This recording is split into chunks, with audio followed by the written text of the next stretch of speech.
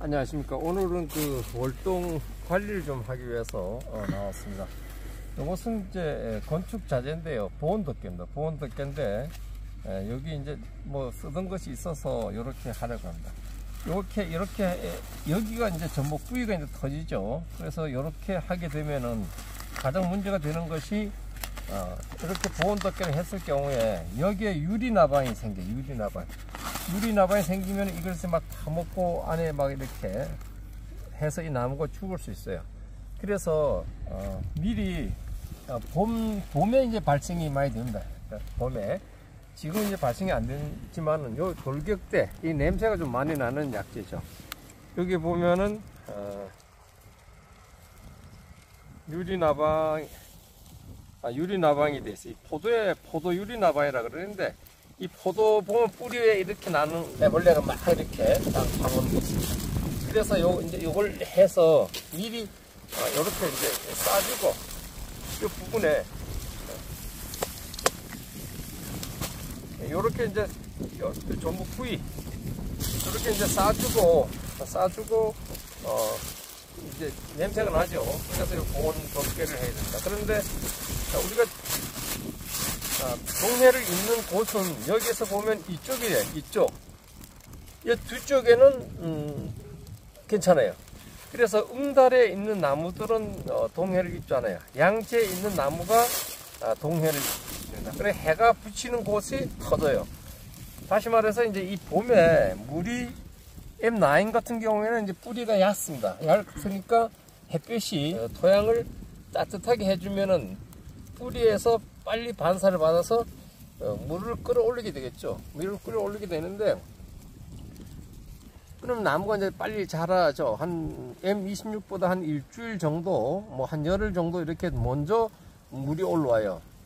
그 뿌리가 낮게 있기 때문이죠. 만약에 뿌리가 좀 더 깊게 있다면은 아직도 겨울인 줄 알 텐데 낮게 있기 때문에 물을 올리다가 밤이 되면은 갑작스레 이제 영하 이제 4도 정도를 내려가게 됩니다. 영하 4도.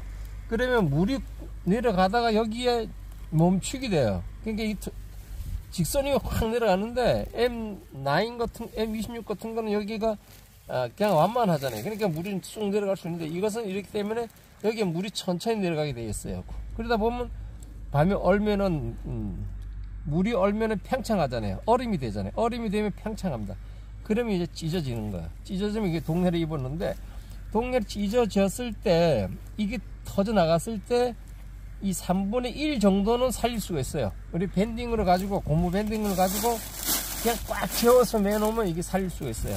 그런데 이게 이미 터져 가지고 이 바람이 이 수피와 못 가는 부위를 많이 들어갔을 때는 이 살리기 어렵습니다. 그래서 저 같은 경우에는 이제 거의 살리죠.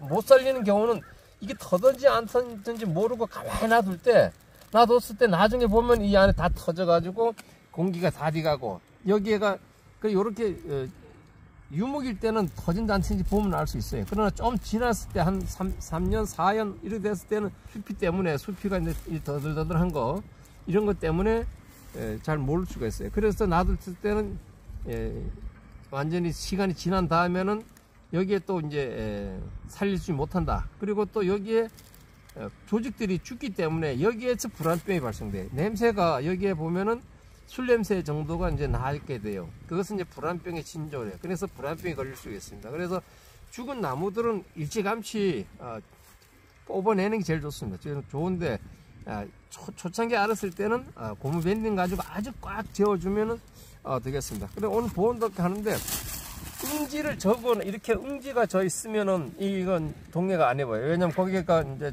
차기 때문에 그렇게 팽창이 그렇게 심하지 않죠. 추우니까. 그러나 따뜻하면 물이 확 올라왔다가 더욱 팽창하기 때문에 물이 올라오는 것을 느리게 나중에 올라오게 하려면 이 지면이 딱딱하게 얼어 있어야 된다. 이 얼어 있게 하려면은 물들이 이렇게 겨울에 물을 푹 줘서 땅이 젖어 있는 상태에서 바싹 얼어 있어야만이 동해가 입지 않는다 이렇게 보면 되겠습니다. 오늘은 동해 관리에 대해서 나름대로 생각을 해봤습니다. 그러니까 양지 쪽을 완전히 이렇게 봉해줘서 음지화를 시키면은 터지는 것을 좀 완화시킬 수 있다 이렇게 말씀드리겠습니다.